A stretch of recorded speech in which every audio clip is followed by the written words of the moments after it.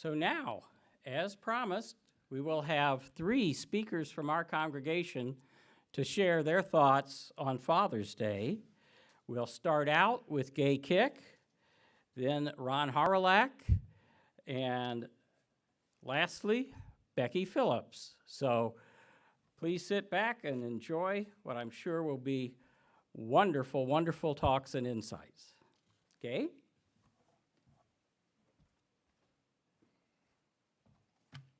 Good morning. My red-headed father, Richard Zimmerman, grew up on a dairy farm in Harvard, Illinois, which is up near the Wisconsin border. When he was a senior in high school, he was offered a teacher's scholarship from Luther College in Wisconsin, but he turned it down. He wasn't ready to leave the farm. He loved to read. He enjoyed conversing with others. He was a very friendly guy and just an all-around good guy. He spent most of his career as a carpenter, building houses, and in the 60s, he started his own company. I lived in 3 of the homes that he built between the ages of 8 and 18, 3 houses. When my parents moved to Gatlinburg, Tennessee in the 1980s, he built houses and cabins in the Great Smoky Mountains. And one day after work, he died of an aorta aneurysm at the age of 65, way too soon. According to my mother, when I was a toddler, my father told her that nothing made him happier than when Gay paid attention to him. I asked her, what did he mean by that? I'm thinking, did I ignore him? What? And she said, you know, honestly, I have no idea. Maybe you were his favorite.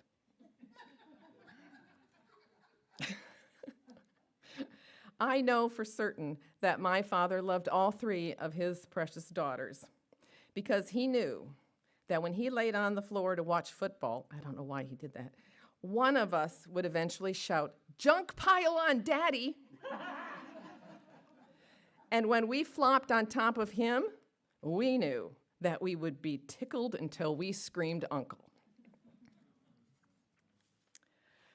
We could also tell that Dad loved our mother.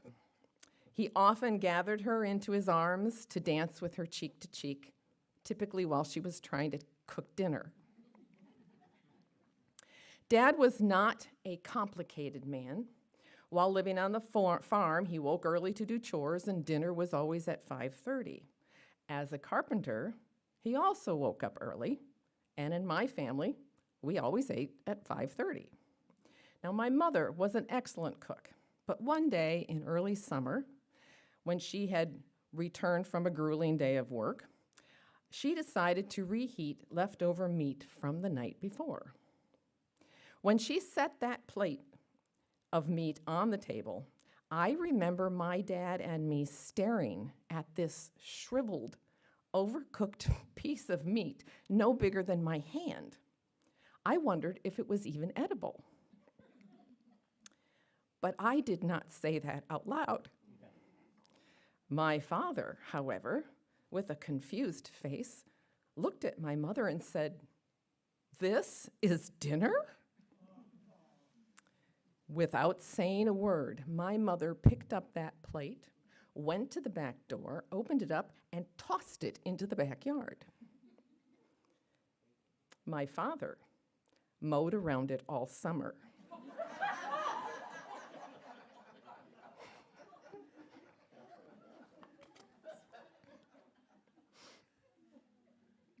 When we were young, you know, like in the 50s, we wore those fancy dresses to church. They had big bows in the back. And we were not good at tying those. So Dad would say, he'd see us and he'd say, "Come here, turn around, let me fix this." So he would take it all apart and he would start it out and he'd make it nice and tight and he'd open up the bows like this. So instead of going to Sunday school with what looked like wilted flowers on our behinds, we had big butterflies. My last name had 10 letters. Zimmerman, Z-I-M-M-E-R-M-A-N. I can't even spell it. Zimmermann, 2 N's even. Dad taught me how to write it in cursive. You write a Z and an I and a couple of humps and then just a line. He also taught me how to play euchre, which is my favorite card game. But it's hard to find people who know how to play that. I was in the kitchen helping my mom one day when Dad came home from work, and he said, "Gay, come here and give me a big hug." So I did. But when I stepped away, he said, "I think I need another hug." So I gave him another hug. And that is when I felt something moving in his jacket. And I peeked inside, and there was a little dachshund, black and tan dachshund puppy that he'd bought for his girls. When I was a freshman in high school, I had just come home from school. Dad was mowing right outside the window that was open. He saw tears on my cheeks, turned off the mower, came inside, sat down beside me, and asked me what was wrong. And I told him, "Sometimes I feel so unwanted." He took me in his arms and held me, and then I confessed that I was the only girl in school that didn't have a boyfriend. From then on, even when I was an adult with children of my own, whenever he introduced me to someone, he would say, "This is my middle child, the unwanted one."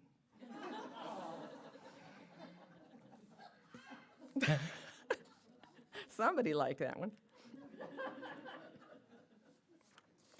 That December, he gave me a book for Christmas, How to Catch a Teenage Boy, and what to do with him when you get him. The book was not helpful, but I loved my father all the more anyway for trying to help. So, in summary, Richard Zimmerman with 2 N's, friendly, red-headed reader, house builder, junk pile tickler, kitchen dancer, food critic, butterfly bow maker, puppy surpriser, father of dateless daughter, and love. That's my dad. Thank you.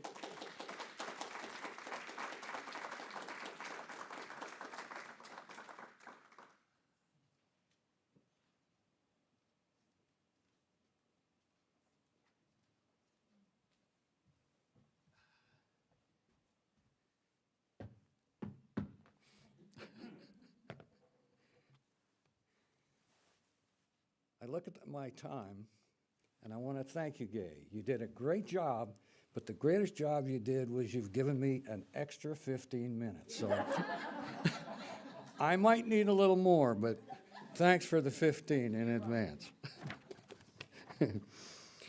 As I walked from my podium seat, I received a nudge from the Spirit. And the Spirit said, "In honor of your dad and your Ukrainian heritage, he wants me to make my greetings in Ukrainian." So, anybody here understand the Ukrainian language? Good, okay. Добра раню, друзі, кошо. Хочу вам сказати, що я дуже прийшли до нас в церкву. Сьогодні я хочу вам сказати, що мій тато дуже, дуже добрий. Дякуємо Богу. You want more? Otherwise simple said, I would not trade my life's experiences and relationship with my dad for anything. I have no regrets, just great and wonderful lasting memories. And I thank God that the level of the memory bucket keeps rising prayerfully on the different days and ways that my dad touched my life as his son. And he also anointed a beautiful woman by the name of Dorika. That's Doris, my wife in Ukrainian. A very passionate name. and she is passionate to the family and well-loved. Even though Billy Graham, one of America's greatest evangelists, said, "A good father is one of the most unsung, unpraised, unnoticed, and yet one of the most valuable assets in our society." And while I agree with Dr. Graham, I do not agree that we are here to celebrate just a Father's Day. I believe that we celebrate fathers every day, every day. Today is my first day that I've had an opportunity to talk about my dad since I publicly delivered a eulogy in February 21st, 2005. The funeral service was at the St. Mary's Russian Ukraine Greek Orthodox Catholic Church, Shandro, Alberta, Canada. With that in mind, I would like to share with you some of his outstanding qualities and precious qualities of the man's man he was, and honor him as my dad with the endless and priceless ways he touched my life and all our family. My dad's educational background was limited to the elementary level because at the times he lived in, but his professional expertise largely came from the School of Hard Knocks. Anybody go to that school? Dad's instinct to make a living to support Mom and my sisters and myself was fearless and perseverant. When tough times existed, and they did, this only served as an inspiration to Dad never to look back, but always focus on the future, which mattered most. We were taught not only family teamwork, but to respect and work with our neighbors. Dad's belief, work ethic, and actions were square with each other. He understood, as a person or family leader, to make a difference in the quality of his life, loved ones and others, he first needed to leverage his ways with untarnished integrity and high purpose. And then you do your best with what you have, not with what you wish you had. Quitting was never an option, but doing better and having fun was the only option. Dad may seem to be a tireless worker, but like many man's men, he also had a knack for spontaneous fun. I was going to have the Ukrainian band do a little song here today, but unfortunately I couldn't get him here. They're hard pressed, those people. Career opportunities were not overly flush in Dad's early work years, which included shared farming, working on the railway, construction. Returning to farming was an owner then, happened around 1948, ultimately settled into management of the Shandro seed cleaning plant, which was relocated a few years later and became the Willingdon seed cleaning plant. Dad's combined tenure as seed cleaning plant manager was 35 years when he retired at age 68, 1983. The geography may not be clear to you or new to you. You may never heard the place, but let me just put it this way. No matter where my dad lived, he was a great man. He was a leader. One of the many business talents I've personally admired about my dad over the years, and I'm sure others have, was his ability to remember customer or client names. I have personally myself worked at a high level throughout Canada and the United States, and I can tell you that his ability would put Dad among the top of the elite. How many of you in retail really know your last customer you talked to? Nowadays, I guess you don't talk to customers. You get into voicemail. There are many few like Dad who loved his work as much as he did, but his bar of excellence was very high of himself. He led by example, a great example. He represented the Willingdon seed cleaning plant undeniably with passion and pride. Dad was a great ambassador for the Willingdon community. He lived in and was quick to offer a hand to make the community a safer and better place to live. He served as the volunteer fire brigade for many, many years, along with various community boards. Dad supported local merchants and cultural activities to the greatest degree possible, and it made sense to do so. He was a legend in his own way, and a humble way. He always gave of himself of much heart and dedication. There cannot be enough said about Dad's love for people and zest for life. Although Dad was not an accomplished musician, he spent many hours playing his violin and dulcimer, entertaining himself, his family members, and many, many friends. Dad frequently played duet with many well-known Ukrainian musicians on any given day, simply for the joy and pleasure of the sound of music and fellowship, all because of the opportunist society blessed with freedom that we live in. No matter whether Dad or Mom lived on the farm, Shandro District, that's the village of Willingdon, you were always welcome as their guest at home. Breaking bread with Dad and Mom was in many respects their unique and generous way of sharing hospitality and merry cherished visits. To them, the real joy in life was sharing, a tenet of life which unfortunately escapes most of today's changing society. No matter the circumstances, the beautiful stories totally drown out any negative vibes. Our family stayed together to live out our hopes and dreams with health. I know that each of you have your own stories of success, joy, and even pain. And when it's all said and done, but how many of us can reflect on our life's best learning moments, and they still in play with you today.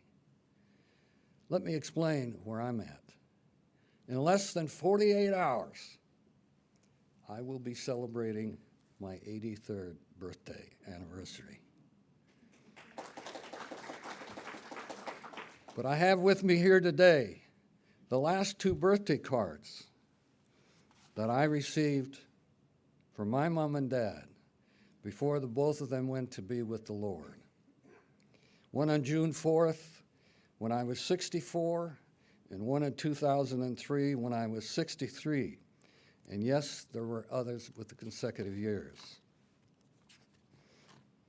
To me, these cards represent a truth and belief that I was born with and can remember growing up with and living with throughout my life with the unwavering faith that Mom and Dad were always there for me with their heartfelt support.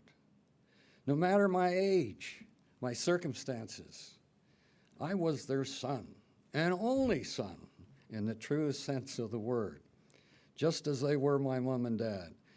And to me, there were 3 sisters as wonderful sisters and parents to the truest sense of the word. Card 1 reads, "We're proud of you, son." Card 2, "For the son with love and pride you've all become."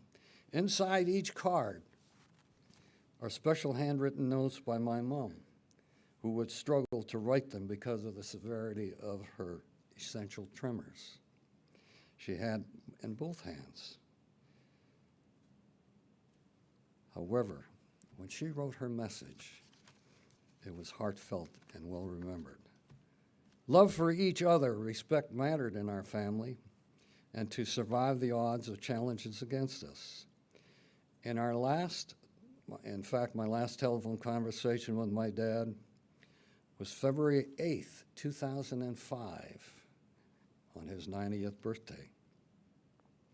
I was working in Honolulu, Hawaii at the time, and after a lengthy, upbeat conversation, which ended with these last spoken words by Dad, "Son, I love you."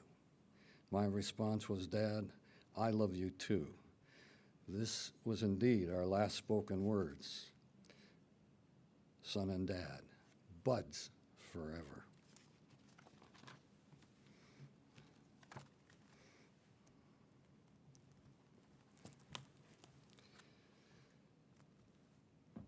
I know that life has its ways, It's past.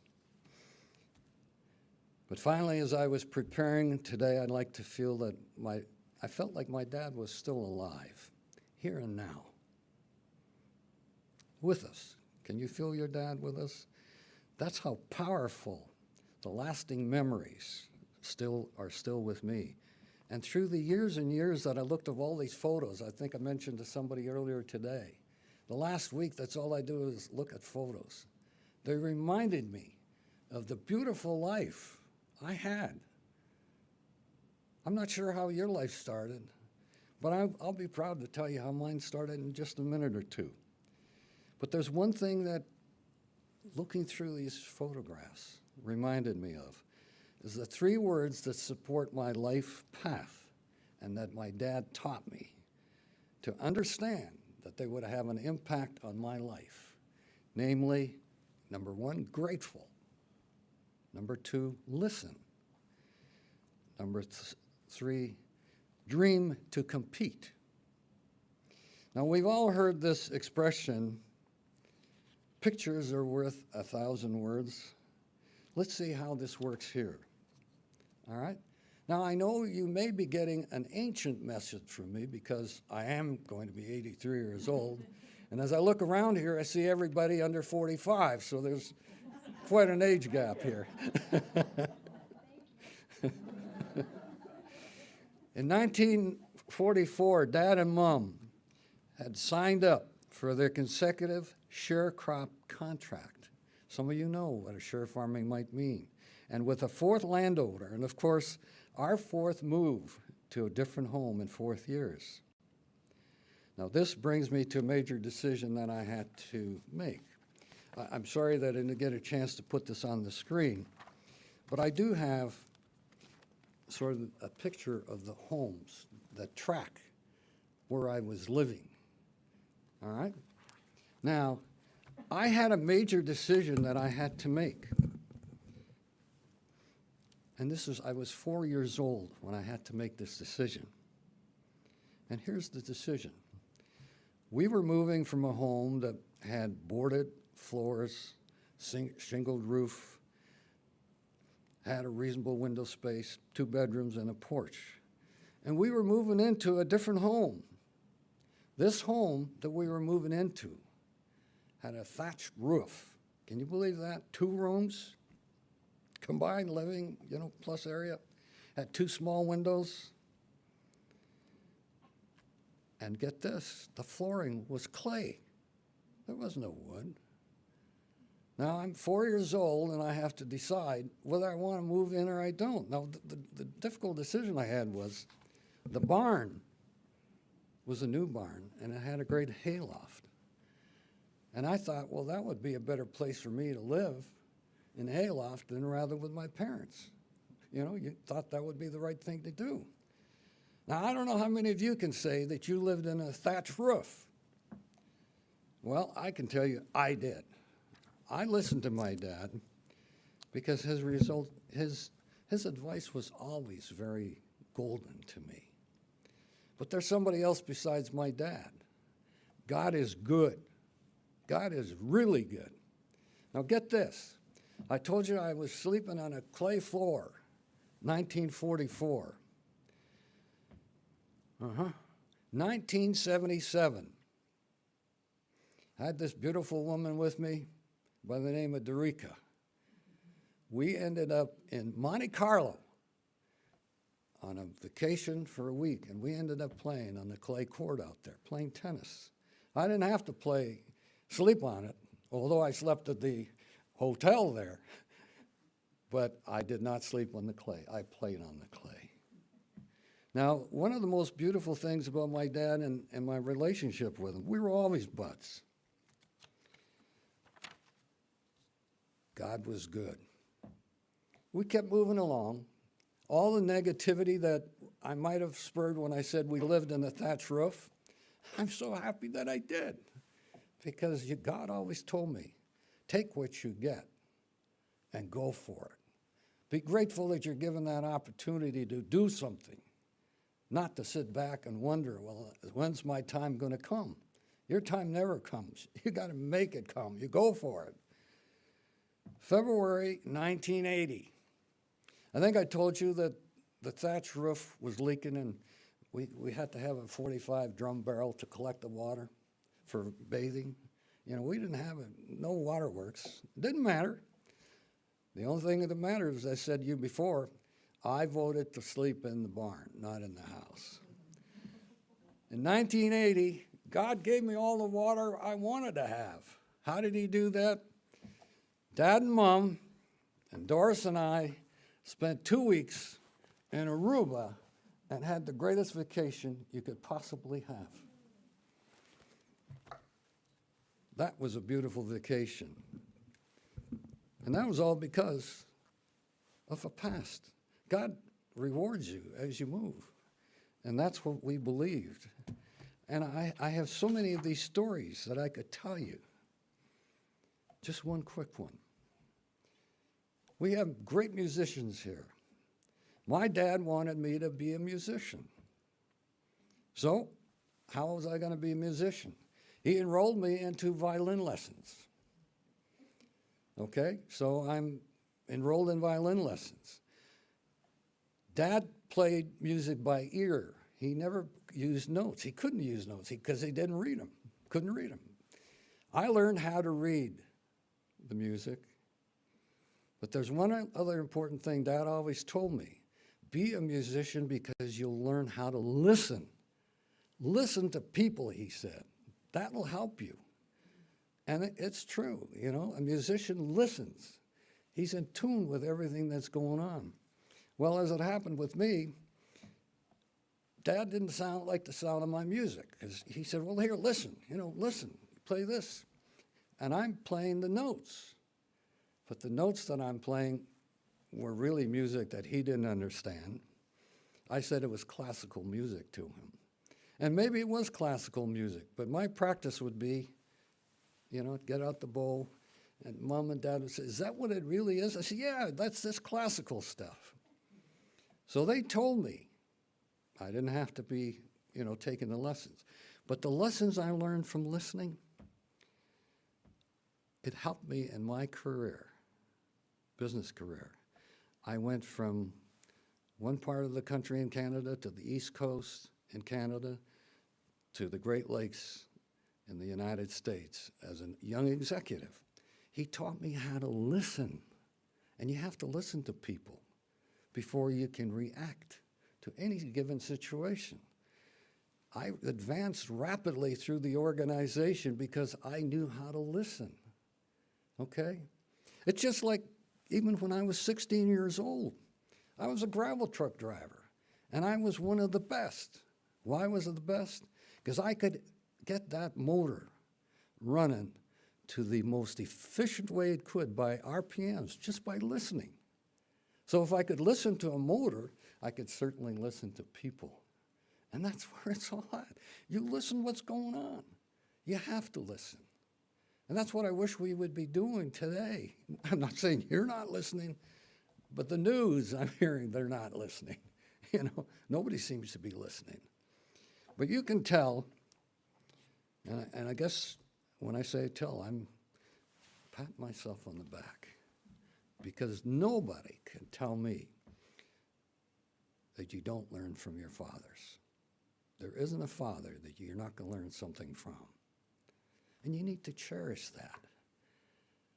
And I'd like to cherish this even more if I could. I've got so many humorous stories. But I just would like to say, it is such an honor to be able to speak to you. I totally never expected the responsibility that comes with it. I thought it was just one of these little exercises, where you're doing a little PR. Well, I'm not necessarily a PR man. I'm a real man because my dad wanted me to be a man. And when I say that, a real man, a man that had integrity, a man who knew what life was best for who. And by that, let people be who they are. Let them do their things. So I'm going to say this. Have you ever slept on a clay bed? If you haven't, you could start all over again in your life. You could. sleep on it one day, and then you could elevate to the other beds. My dad,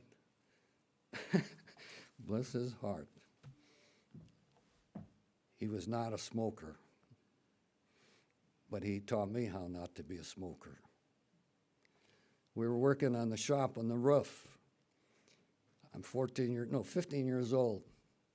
And he said, son, have one. He says, I know you smoke. Oh, no, never touched them. Oh, no, go ahead, have one. I had one, and you know something? I stopped smoking after that. It wasn't fun anymore hiding. So that was the best approach that could happen. So once again, thank you for listening. And you can tell that I could talk about my dad forever, given the opportunity. Maybe some other time.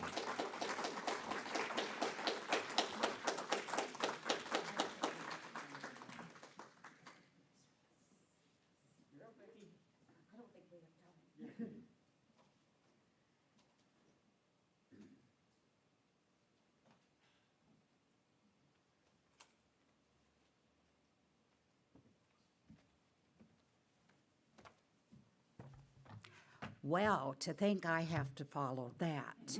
Can you imagine, right? But I want to say to you, I'm not a writer, and I'm certainly not a speaker, but everything I'm going to say has come directly from my heart and where I've been in my life, and I'd like to share that with you today. My father, my dad, his name was John Wesley Henderson. He was also known as J.W. He was born on July 10th, 1922. He was 64 years old when he made his transition because Dad died on Christmas Day in 1987 due to Lou Gehrig's disease complications. I've often wondered what was so bad that I couldn't remember my childhood. I only have a few memories before 12 and a handful before 15. However, I can tell you how my childhood experiences manifested into my adulthood. Despised is the word that rings true for me. Intuitively, I knew my dad hated me. Dad left me feeling less than whole. I sensed he couldn't accept me for who I was because the person he looked at was flawed beyond repair. Later in life, I understood that an impaired person, like himself, found it too painful to look at me or any other imperfect person because it was a mirror of himself. A sense of unworthiness settled into my being early on. Dad's behavior suggested to me that I was undeserving. At a tender age, Dad left me with little doubt about the identity he had assigned me. His controlling manner and point of view directed me to the lowest rung in society and left me knowing how he felt about me as his daughter. My father's body language reeked that I was unlovable.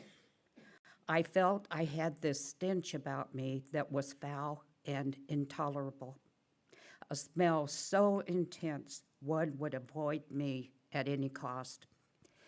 Dad's countenance shouted of his disgust and disdain. These expressions made me believe I had nothing worthwhile to share, I was unworthy of, or had nothing to contribute to life or any living being. His actions and innuendos screamed that I was just as ugly inside as I was on the outside. His viewpoint whispered that I had nothing to offer this world, much less to my life. His inner perspective of me reverberated that I was unworthy of happiness. His actions made me believe he didn't see me as human, so I came to see myself as invisible. Dad left me feeling invalidated as a human, unworthy of being seen or heard, and highly insecure. My dad always said, children are to be seen and not heard. In actuality, I think he meant children are not meant to be seen and not meant to be heard. I avoided others because I was fearful someone might get to know me. This fear ruled my life. I lived in isolation because rejection was all too familiar, so I avoided getting into relationships early in my life. Later in life, I found myself in unhealthy or abusive relationships. These kinds of relations were all I felt worthy of. I fell victim to my father's understanding of who I was. I was left thinking I, as a person, had nothing to contribute to anyone or life in general. Due to accepting my dad's understanding, I was without a voice to speak for myself. I sat in the corner, afraid to be visible or detected. Dad had a way of shooting arrows of shame at me with his body language and his raging words of anger. Each arrow tip went directly to my heart, piercing my soul and leaving a hole where the venom's sharp edge penetrated. Because of this, I saw myself as unlovable and incapable of giving or receiving love. I saw myself as having no place in my family, in society, and certainly not in my dad's life or his heart. I believed I had nothing to offer because Dad saw me as this less than person. Because I felt my dad knew everything, I was convinced it must be true. So I came to accept myself, my very being, my lot in life, that I was a mistake and was not worthy of being his daughter and defecting of his love. I'd begun thinking, if you knew me, you'd see the real me and walk away, not liking me. So before you could hurt or reject me, I learned to walk away or build walls around myself, walls that I continue to carry today. Like my dad, I believed I was unlovable and did not think someone could love me for who I was. Here is where I can only imagine I started my approval seeking and a host of roles, 100 masks to convince you otherwise. Fear resonated throughout my body. I feared being me because Dad's words and demeanor told me something was wrong with me. By this time, I knew I was an awful person. I saw myself as a mere shell of a person, a reject as a daughter, and as a human being. On the other hand, Roxy, my older sister, was the light in his heart. Maybe his world. His love for her glowed as a lamp shining in the darkness. Without question, his passion, his love, and Dad's admiration for her radiated to our family and friends. Dad told me by his words and mannerisms that Roxy was the apple of his eye. It was evident to me in the world around about his unfailing love for her. You see, Roxy was born with a heart defect that ended up with her having 5 open heart surgeries, plus a plethora of other illnesses. She finally succumbed to her conditions at the age of 64, the same age as my dad when he passed away. Roxy died in 2014. Roxy was witty and beautiful. She had coal black hair and a gorgeous skin tone, and the widest and most perfect set of teeth I'd ever seen. She dressed impeccably, never exiting her home without looking less than a model. Her personality Humor and charm would light up her room. Roxy had everything I didn't. I walked in her shadow daily, yet I loved and admired her deeply. After doing the 4-step in Alcoholics Anonymous, and let me tell you what that step says, made a searching and fearless moral inventory of ourselves. That means me. I had to take an inventory of myself. I saw where the sculpting of who I was to become began and how it limited me in my relationships, especially with God. As a child, I could now see how Dad set the stage and the role for me to play as he projected the hate he had on himself to me. In AA, the Big Book states that for an addict, resentment is the number one offender that needs to be dealt with to bring about recovery. Because of my fears and insecurities, I saw writing this inventory as a terrifying task, but reluctantly I did it. All the time doubting it would have the resounding effects the Big Book professed it to have. At one point in my inventory, I was asked if I had done or I had behaved like my dad. After much contemplation, there was no denying it. I had become my father. Admitting this horrified me and left me seeing the depth of my reality. This admission caused me to stop and view how it looked on me. It was not pretty. It wasn't a picture I wanted to frame.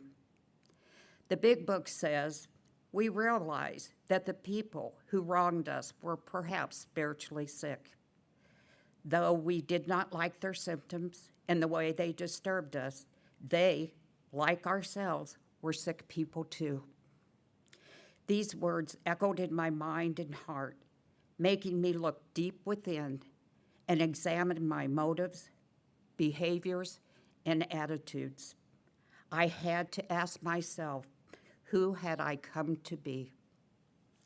During this process, I asked myself if Dad treated me like he did because he was spiritually sick, or if how he treated me reflected his worth, self-loathing, fears, and anxieties.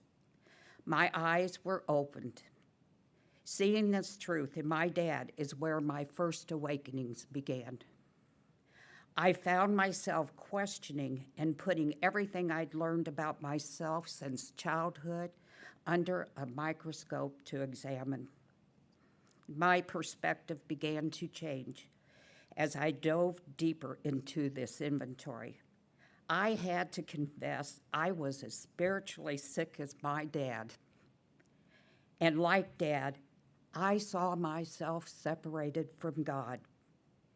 As a child, I had no relationship with God, much less as an adult. I had to admit, like my dad, I was looking outside myself for contentment, joy, happiness, and peace. And I was beginning to see how prejudiced I was and had been about myself and others.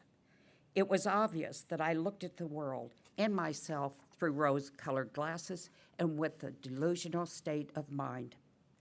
Now I had to consider if maybe Dad didn't understand like me who God was. I wondered if he had been taught to value and love himself. Finally, I began seeing his behaviors and attitudes as a mere reflection of his lack of love for himself, and I began to see that his identity was in the world, not of the world.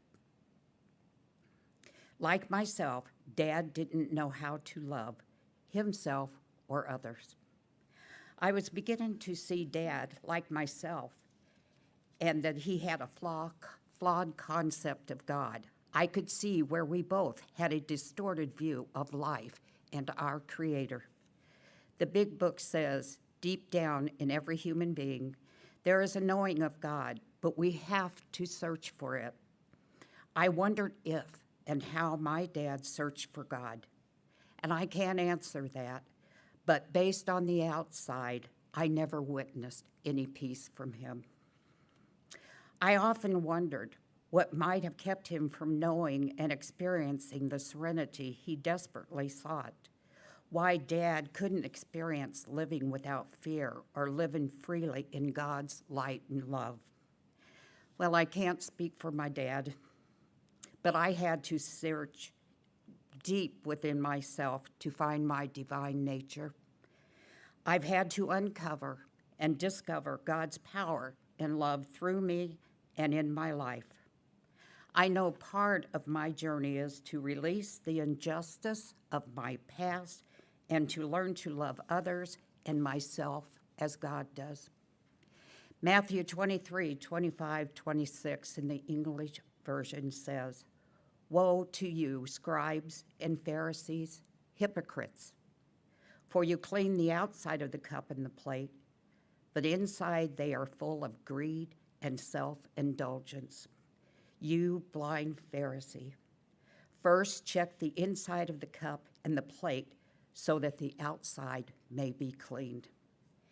In the movie, The Glass Castle, the dad tells his daughter, who he called Mountain Goat, "You'll look at this and see how strong you were." All monsters are the same. They like to frighten people but turn tail and run the minute you stare them down. The father asked Mountain Goat if she was ready to get that demon. He explained to his daughter he'd spent his whole life hunting for those demons in the wild, and they were hiding inside his belly the entire time. And he went on to say, "This is a sad state to spend your life in, being afraid of your own self." Am I ready to face the demons of my past? Yes, I am. Today I'm releasing the pain and suffering of my past to clean my inside so I can glow on the outside. I'm doing my best to allow the divine's power and love to orchestrate who I am and who I be. I'm learning that a man's opinion of me isn't where I find my validation and worth. I know I'm at my best when I accept myself and surrender to who God created me to be. I've replaced my thinking about Dad. Before I labeled him an evil person. Now I see him as a lost soul separated from God, who was searching outside himself to calm the storm inside. I see how I live this way as well. Dad could have found peace had he looked within, but going inside himself appeared to be a foreboding place. Perhaps his feral way of life, attitudes, and fears had too much of a hold on him to look at his own demons. By looking at Dad and his life while scrutinizing my own, I have a clearer picture what it looks and feels like to be separated from God. I've also been shown that going inward and spending time alone with God is where I'll find all the answers about me and my life. To sum it up, I'd like to say, Dad and I saw ourselves as failures in the eyes of man. Neither of us knew where our true identity and worth were to come from. And I'd like to end this by saying, I love you, Dad, and I forgive you for everything. I've had to travel through places I did not want to go and have felt feelings I didn't want to feel by doing this talk. But in doing so, let me say, getting to know my dad has given me a new empathy for him, one that I never had before. I now have a place of love and compassion deep in my heart that wasn't there before. And it's the place God created only for you, Dad. So happy Father's Day, and I love you.